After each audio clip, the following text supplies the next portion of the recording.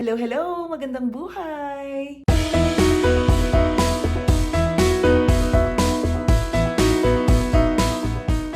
So, ayun, share lang namin sa inyo ang bagong kaganapan dito sa apartment. May napansin kaming butas sa ceiling namin, tapos merong nagdi-drip na water. So, at first, akala namin it's not really a big deal kasi may times na tumitigil siya.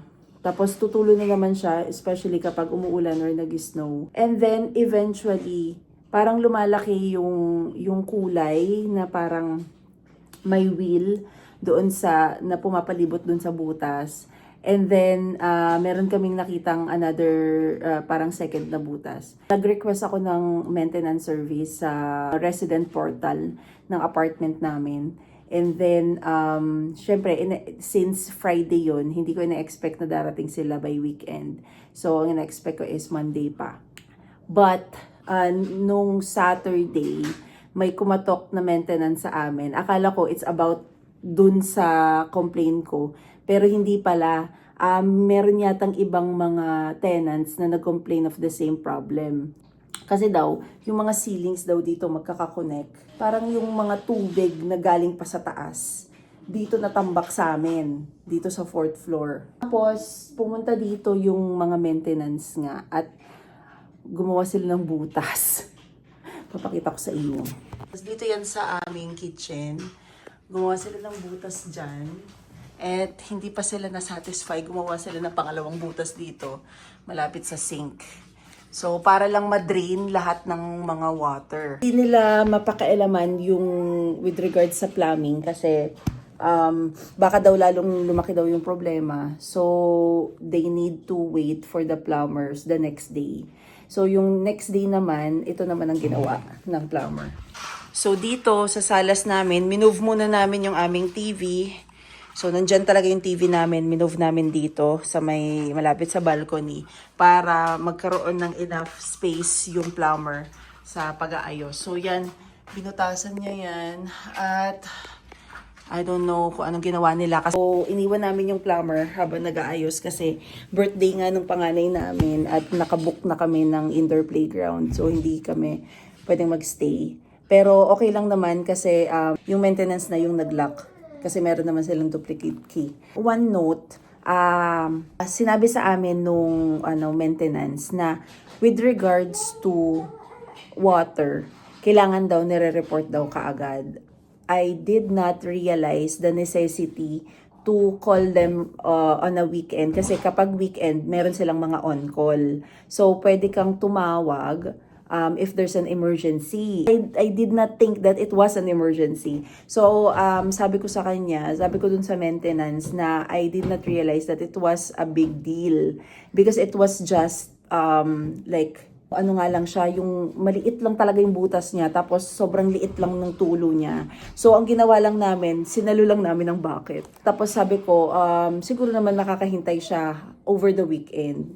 Eh, dahil nga, tuloy-tuloy yung pag-ulan, so, naipon yung tubig. So, hindi pala daw maganda yon kasi syempre, baka may tendency na mag-collapse yung ceiling. So, ayun, tip lang sa mga nag-apartment, pag may mga problema, kasi tayong mga Pilipino, 'di ba? Pag hindi naman ganun ka-hassle, hindi natin nare-report. Pero yung things like this na pwedeng yung maliit na problema ay pwede siyang lumaki. Ayun, i-report na natin agad. Yun yung advice niya sa akin na especially kung anything related to water, lalo na at dito sa apartment, magkakakonekta lahat ng mga pipes, lahat ng mga, ito dito, in our case, yung mga ceiling, magkakakonekta siya. So, malaking bagay na konting problema i-report natin agad para hindi lumaki at hindi makadamay ng ibang mga apartments, ibang mga units o tenants. Hanggang ngayon, butas pa rin yung ceiling namin. So, I think they will fix it on next Monday after na ng New Year.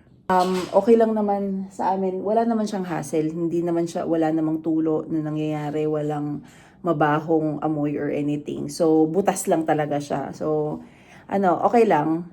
As long as na-fix naman yung problema. So, ayun, we'll see on Monday, January 5, kung ano nang mangyayari. Isang newcomer tip na naman. Kasi bilang tayo ay, ayun nga, babago pa lang dito. Ayun, lesson learned, at least. Bago ko tapusin ang video na to, shoutout again sa mga friends natin, sina Kuya Jerson Villarico, Mark Surya, at Chris Chuper in Canada. Follow nyo rin po sila. They're very good guys and very inspiring yung mga each stories nila. Kung ano man kayo, newcomer or international student or temporary workers dito sa Canada or mga PR, let's just help each other. Hindi naman kailangan mag-away-away. Ipakita natin yung bayanihan ng mga Pilipino, 'di ba? It's in our culture, it's in our blood. So why not pull each other up rather than pulling down? So ayun lamang po ang take ko sa mga banggaan ng mga TFW at mga PR. I don't want to be silent about this. Ayoko lang nakakabasa talaga ng mga ganitong mga banggaan kasi pwede naman tayong mag-unite, 'di ba? So ayun, sama-sama lang tayo sa pag-angat.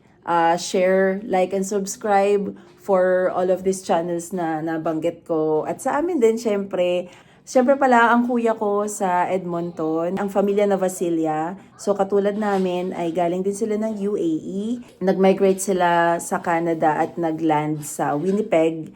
And after they got their citizenship, after 4 years, I think, lumipat sila ng Edmonton. So ngayon nasa Edmonton na sila. So yun, pakisuportin po.